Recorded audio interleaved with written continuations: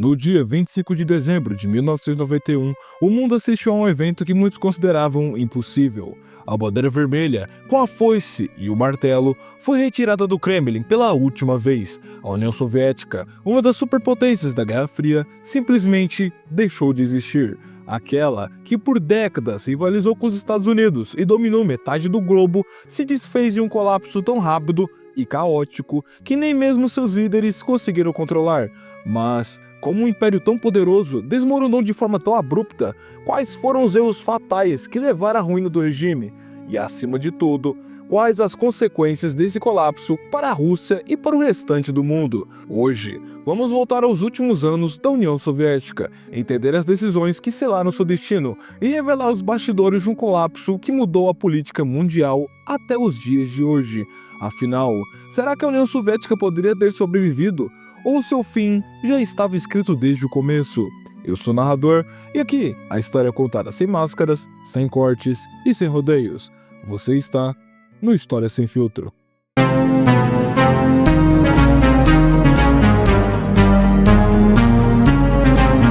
Para entender como a União Soviética colapsou, precisamos voltar algumas décadas no tempo e observar como esse império começou a ruir por dentro. Nos anos 70, a União Soviética era vista como uma superpotência global, o Exército Vermelho era um dos mais poderosos do mundo e o regime comunista parecia inabalável. Mas essa era apenas a superfície. Por trás da propaganda estatal, a realidade era bem diferente. A economia soviética, que já havia se industrializado rapidamente durante o período stalinista, já dava sinais de desgaste. O modelo centralizado, onde o Estado controlava toda a produção, se mostrava ultrapassado. As filas para comprar alimentos se tornaram comuns, enquanto produtos básicos como carne e açúcar começavam a faltar nas prateleiras. A economia soviética dependia quase que exclusivamente da exportação de petróleo e gás natural. Durante o auge da Guerra Fria, o alto preço do petróleo mascarou os problemas internos, mas essa prosperidade era uma ilusão. Além disso, o sistema burocrático era um monstro pesado e ineficiente. Milhares de funcionários do partido tomavam decisões sobre a produção e a distribuição, mas, muitas vezes, sem qualquer conhecimento prático. Milhões de rublos se perdiam em esquemas de suborno e desvio de recursos. As indústrias produziam toneladas de bens que ninguém queria, enquanto as necessidades da população eram ignoradas. Outro fator crucial foi a repressão política. A KGB, o serviço secreto soviético, mantinha a população sob constante vigilância, esmagando qualquer tentativa de dissidência. O medo era a base que sustentava o regime, mas essa estratégia tinha um limite. Mas o golpe mais duro veio em 1979, quando a União Soviética invadiu o Afeganistão. O que deveria ser uma vitória rápida para o regime se transformou em um conflito sangrento que durou 10 anos. Milhares de jovens soviéticos voltaram para casa em caixões, enquanto o custo da guerra drenava ainda mais a frágil economia soviética. No começo dos anos 80, a União Soviética ainda se mostrava forte para o mundo, mas por dentro, o gigante vermelho já começava a apodrecer. A Guerra do Afeganistão foi apenas um dos muitos problemas que corroíam a União Soviética por dentro.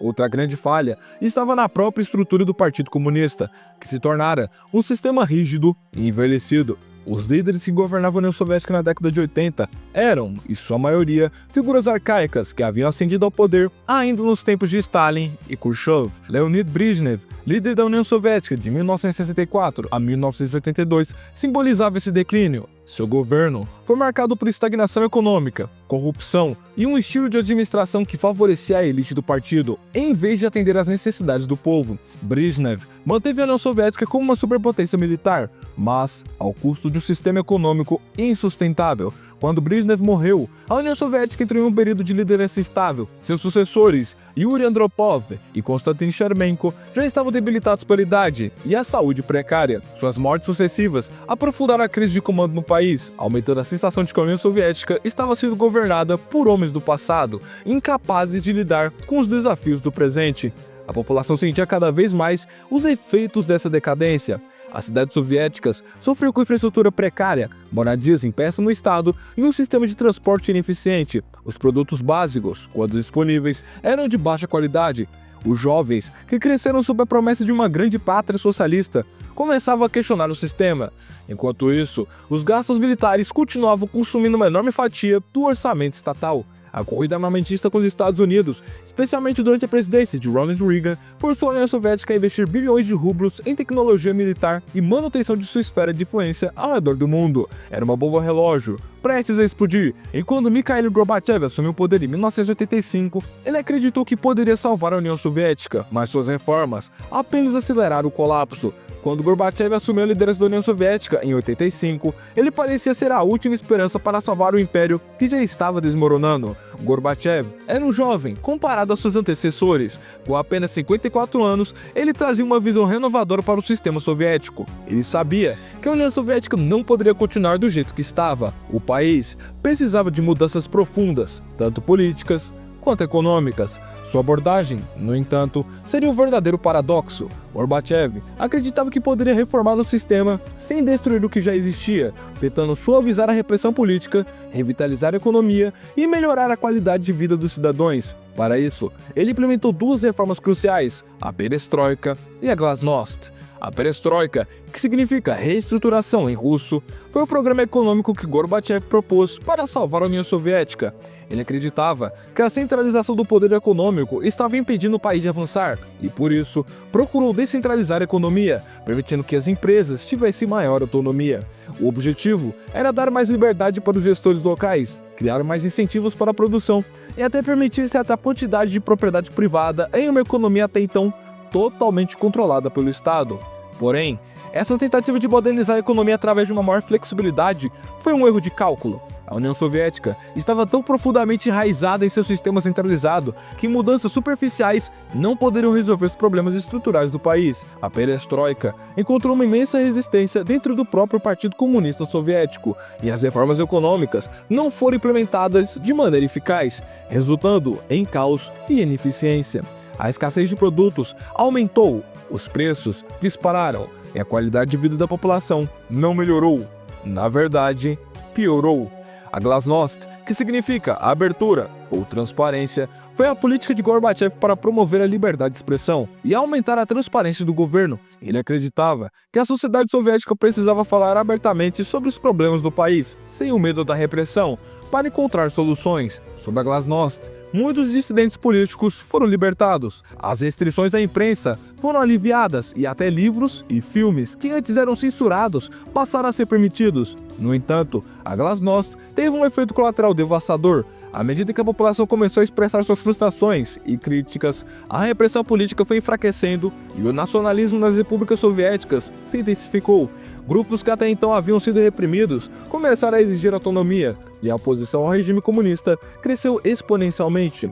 O regime perdeu o controle sobre as narrativas internas, e isso gerou um sentimento de desintegração que se espalhou por todo o território soviético. Gorbachev não poderia ter previsto o impacto dessas reformas. A abertura política e econômica, em vez de fortalecer a União Soviética, simplesmente expôs suas falhas mais graves. A Perestroika não conseguiu reanimar a economia, e a Glasnost, ao invés de aproximar a população do regime, afastou ainda mais. O governo soviético, que antes controlava cada aspecto da vida, se viu impotente diante de uma avalanche de críticas e reivindicações de mudança. A resposta de Gorbachev não foi unificada. Ele tentou implementar reformas políticas e econômicas ao mesmo tempo que tentava manter a autoridade do Partido Comunista. Ao invés de abrir espaço para uma verdadeira democratização ou transição da política, ele tentou uma abordagem gradual, esperando que a União Soviética pudesse se modernizar sem abandonar seu caráter comunista.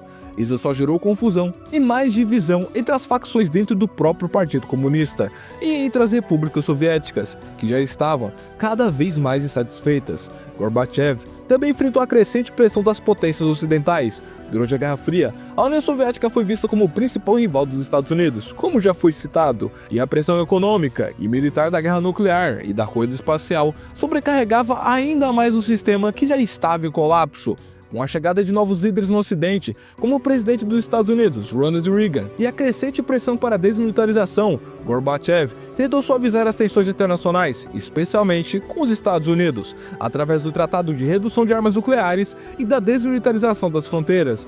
No entanto, as reformas internas que ele achava que estabilizariam a União Soviética não conseguiram suprir as imensas falhas estruturais da economia e políticas soviéticas. Gorbachev, ao tentar manter a União Soviética unida e, ao mesmo tempo, tentar mudar sua essência, acabou criando um ambiente onde tanto os moderados quanto os extremistas começaram a se sentir desconfortáveis.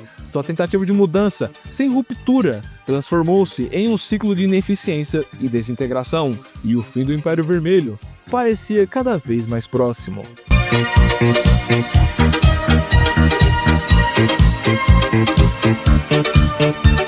Enquanto Gorbachev tentava implementar suas reformas para salvar a União Soviética, as tensões nas repúblicas soviéticas começaram a se intensificar.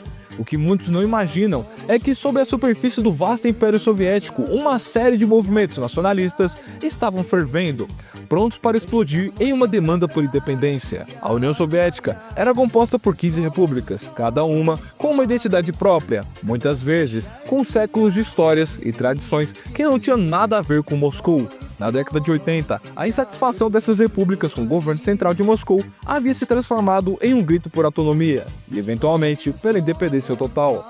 Gorbachev, na tentativa de manter a unidade da União Soviética, não soube lidar com a crescente onda de nacionalismo e as pressões por uma maior liberdade. As repúblicas do Báltico, Lituânia, Letônia e Estônia foram algumas das primeiras a desafiar o controle de Moscou. Desde os anos 40, essas nações haviam sido forçadas a se integrar à União Soviética, mas nunca perderam o desejo de serem independentes. No início dos anos 80, com as reformas de Gorbachev, os bálticos se tornaram um terreno fértil para os movimentos nacionalistas. Em 89, o Movimento de Libertação Nacional da Lituânia, conhecido como SING, começou a organizar protestos em massa, exigindo mais autonomia para o país. As manifestações se intensificaram e, em 1990, a Lituânia foi a primeira república a declarar sua independência, desafiando abertamente Gorbachev. Isso gerou uma onda de apoio nas outras repúblicas bálticas e um temor crescente no Kremlin, pois a Lituânia abriu um precedente para o que poderia ser uma desintegração em massa. As autoridades soviéticas, em vez de negociar ou tentar apaziguar a situação, responderam com uma repressão militar. Mas os protestos continuaram e se espalharam por outras partes da União Soviética, com uma força que não poderia ser controlada. A Ucrânia, com sua grande população e vastas terras agrícolas, era uma das repúblicas mais estratégicas da União Soviética. Durante décadas, o regime soviético teve dificuldade de controlar o nacionalismo ucraniano, especialmente após os traumas do Holodomor. Nos anos 80, os ucranianos passaram a expressar mais livremente suas opiniões políticas e culturais. O nacionalismo ucraniano ressurgiu e muitos começaram a questionar a própria relação com Moscou. Em 1990, o Movimento Popular da Ucrânia se tornou um dos maiores movimentos de oposição ao governo soviético. Eles exigiam reformas democráticas, o reconhecimento da língua ucraniana e, principalmente, a independência. Gorbachev e o Partido Comunista tentaram silenciar o movimento, mas os protestos ganharam ainda mais força, e em 24 de agosto de 1991, a independência da Ucrânia se tornou uma demanda popular em todo o país. A Ucrânia foi uma das primeiras a declarar sua independência, deixando claro que a União Soviética já não era mais viável para muitos de seus povos. A Geórgia, uma república localizada no Cáucaso, também foi palco de intensos movimentos nacionalistas. Desde os tempos de Stalin, que era georgiano, a relação entre Geórgia e Moscou nunca foi pacífica. A Geórgia passou por uma série de revoltas e protestos durante os anos 80, exigindo maior autonomia e preservação de sua cultura e identidade. O massacre em Tbilisi, em 1989, onde as forças soviéticas reprimiram violentamente manifestantes antissoviéticos, foi o marco e o estopim para a independência da Geórgia. Mesmo com as tentativas de Gorbachev de manter o controle, o movimento separatista na Geórgia se intensificou. O líder nacionalista georgiano, Zviad Gansakurdia, se tornou uma figura central na luta pela independência. Em 1991, após um referendo, a Geórgia declarou sua independência, mas o Kremlin ainda tentaria intervir militarmente, desencadeando o conflito que apenas exacerbava a situação. No entanto, não foram apenas os países do Báltico e da Europa Oriental que buscavam independência. As repúblicas muçulmanas do Cáucaso e da Ásia Central também começaram a mostrar seu descontentamento com a União Soviética. A Armênia, o Cazaquistão, o Tajiquistão e o Quirguistão viram movimentos nacionais ganharem força à medida que a religiosidade e as diferenças culturais com Moscou aumentavam. Em algum desses territórios, o nacionalismo foi acompanhado por tensões étnicas. O caso mais trágico foi o da Armênia e do Azerbaijão, que entraram em conflito direto na disputa pela região de Nagorno-Karabakh. A situação tornou-se tão volátil que em algumas áreas a União Soviética perdeu completamente o controle, e em outras, as repúblicas começaram a formar alianças para conseguir mais poder no novo cenário pós-soviético. O urso soviético, pela primeira vez, estava frente a frente com um inimigo que não poderia derrotar. E esse inimigo era eles mesmos.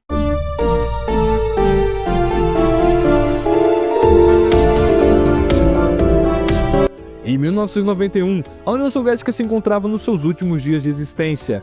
As reformas de Gorbachev, embora bem intencionadas, haviam fragmentado ainda mais a estrutura do poder. Enquanto as repúblicas buscavam maior autonomia, o governo central em Moscou estava cada vez mais fraco e incapaz de lidar com as demandas internas e externas. O processo de descentralização iniciado pela Perestroika não apenas enfraqueceu a autoridade central, mas também deu espaço para que figuras mais conservadoras vissem Gorbachev como uma ameaça à unidade da União Soviética. A ideia de um império soviético forte e centralizado estava sendo gradualmente substituída pela realidade de um bloco de estados à beira da independência. Este clima de segurança e desintegração do governo central foi o cenário perfeito para o surgimento de um golpe de Estado. O Comitê de Emergência do Estado Soviético, o chamado GKCHP, composto por figuras do Partido Comunista e membros do aparato de segurança do regime, queria, antes de tudo, restaurar a ordem e barrar a dissolução do império. Temiam que as reformas de Gorbachev, especialmente a proposta de um novo tratado de união, desmantelassem o que restava da União Soviética e enfraquecessem suas posições de poder.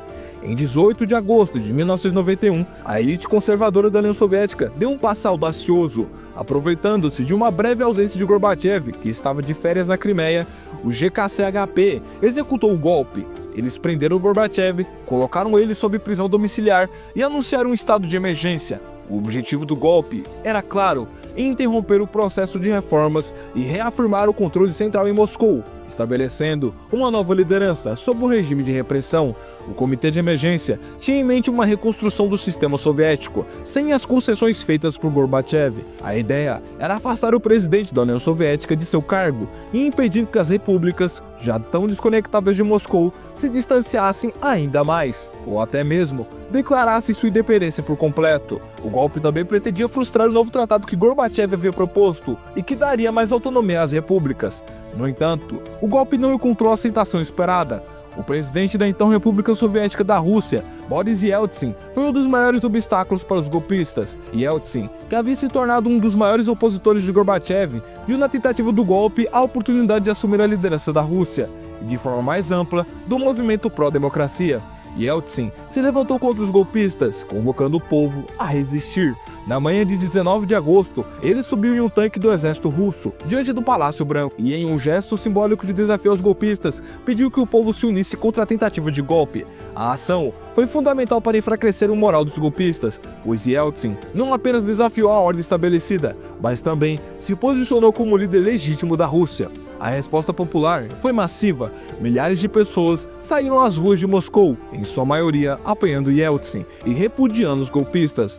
O impacto foi imenso. O povo foi às ruas, ocupando os pontos estratégicos da cidade e mostrando que a União Soviética já não conseguia mais controlar a situação. A falha em mobilizar apoio, tanto de militares quanto da população, enfraqueceu rapidamente os golpistas, que, embora tivessem um apoio por uma parcela da população soviética, não conseguiram se consolidar no poder.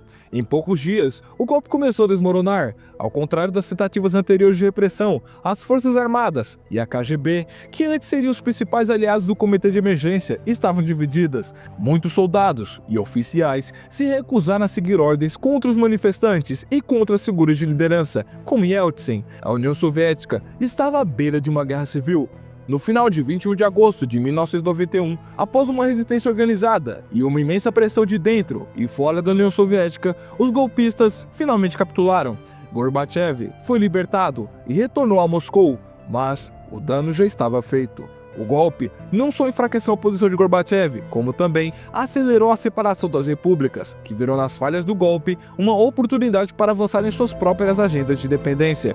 O fracasso do golpe de agosto demonstrou algo crucial: a União Soviética estava se desintegrando. Mesmo que Gorbachev tenha voltado ao poder, sua autoridade estava praticamente destruída. e pouco tempo depois, o mesmo abdicaria do cargo como o último presidente da União Soviética. O golpe revelou a fragilidade do regime soviético e confirmou que o controle sobre as repúblicas estava perdido. A confiança no governo central se dissipou de forma definitiva. Em 8 de dezembro de 1991, pouco depois da falha do golpe, líderes da Rússia, Ucrânia e Bielorrússia assinaram o Acordo de Bela-Vesa, que formalizou a dissolução da União Soviética e a criação da Comunidade de Estados Independentes, o CEI, pondo fim ao Império Soviético de uma vez por todas.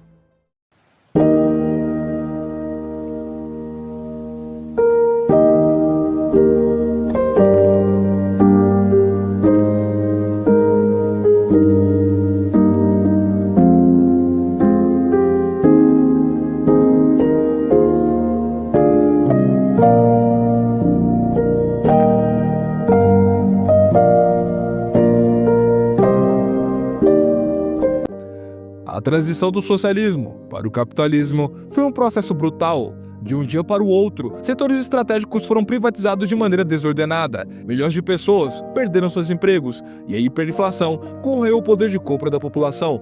Na Rússia, o governo de Boris Yeltsin tentou implementar uma rápida transição para uma economia de mercado, seguindo os conselhos do Ocidente. Isso incluiu a chamada terapia de choque, que consistia na privatização em massa das indústrias estatais e na liberação dos preços, o que fez com que produtos básicos se tornassem inacessíveis para a grande parte da população. O resultado foi uma recessão devastadora. Entre 1991 e 1996, o PIB russo encolheu quase 40% e a expectativa de vida caiu drasticamente. A pobreza disparou. Nas outras repúblicas, a situação não foi muito diferente. Algumas, como os países bálticos, conseguiram uma transição mais bem-sucedida para economias de mercado e maior integração com o Ocidente. Outras, como a Ucrânia e a Moldávia, mergulharam em crises prolongadas. O Cáucaso e a Ásia Central também enfrentaram instabilidade, com conflitos étnicos e guerras civis varrendo a região. O caos econômico e político nos anos 90 na Rússia deu origem a uma nova classe de super ricos, os oligarcas. Esses empresários, muitas vezes ligados a ex-funcionários do Partido Comunista e à máfia russa, aproveitaram-se da privatização descontrolada para adquirir gigantescas indústrias a preços irrisórios. Setores como o petróleo, gás, mineração e telecomunicação foram tomados por poucos indivíduos, que enriqueceram rapidamente, enquanto a população russa via seu padrão de vida despencar. Enquanto alguns oligarcas construíram verdadeiros impérios, a corrupção se tornou endêmica e a desigualdade social atingiu níveis alarmantes. A Rússia dos anos 90 foi marcada pela anarquia econômica e pela ascensão do crime organizado, que praticamente controlava várias regiões do país. Durante essa década, a capital Moscou se tornou uma das cidades mais perigosas do mundo, com assassinatos, sequestros e guerras entre gangues se tornando comuns. Foi somente no início dos anos 2000, sob a liderança de Vladimir Putin, que o Kremlin começou a restabelecer o controle sobre os oligarcas, impondo uma nova ordem na Rússia. No entanto, as raízes da oligarquia econômica permanecem até hoje, e muitos dos bilionários russos da atualidade surgiram desse período caótico pós-soviético. Se no período soviético a Rússia era a segunda superpotência global, nos anos 90, o país se viu reduzido a um ator secundário na política internacional. O fim da União Soviética significou o colapso da esfera de influência russa na Europa Oriental, com antigos aliados como Polônia, Hungria e República Tcheca voltando-se para o Ocidente. A maior prova dessa mudança foi a expansão da OTAN. Nos anos 90 e 2000, países que antes faziam parte do Pacto de Varsóvia foram admitidos na aliança militar, liderada pelos Estados Unidos. O que antes era impensável, bases militares ocidentais próximas ao território russo, se tornou uma realidade. A Rússia, enfraquecida economicamente e politicamente, pouco pôde fazer para impedir essa expansão. Com a chegada dos anos 2000, a política externa russa começou a se tornar mais assertiva. Sob Putin, a Rússia tentou recuperar sua influência, especialmente nas antigas repúblicas soviéticas. No entanto, o trauma dos anos 90 e a perda de aliados estratégicos continuam a impactar a política russa até hoje. 3 décadas após o colapso soviético, as cicatrizes desse evento ainda são visíveis na Rússia moderna. O sentimento de humilhação nacional, experimentado nos anos 90, alimentou um forte desejo de restauração de grandeza russa, o elemento central na política de Putin. Desde sua ascensão ao poder, Putin tem se esforçado para recuperar a influência da Rússia no cenário global, muitas vezes usando narrativas que invocam a perda da União Soviética como um trauma nacional. No entanto, o colapso da União Soviética também abriu espaço para novas oportunidades. Muitas das antigas repúblicas soviéticas encontraram caminhos de desenvolvimento próprios, enquanto a Rússia, mesmo após anos de crise, conseguiu se reerguer e voltar ao jogo da geopolítica mundial. Mas a grande questão que permanece é: a dissolução da União Soviética foi realmente o fim de um império? Ou apenas o início de uma nova Rússia? Será que veremos a restauração de uma nova União Soviética? A história ainda está sendo escrita. Se você gostou do vídeo de hoje, curta, se inscreva e compartilhe para nos apoiar e nos motivar a trazer mais vídeos para o canal. E coloque aqui nos comentários o que você achou da história de hoje. Eu sou o narrador e esse foi o História Sem Filtro. Até o próximo episódio. Эмалированное судно, окружка тумбочка кровать.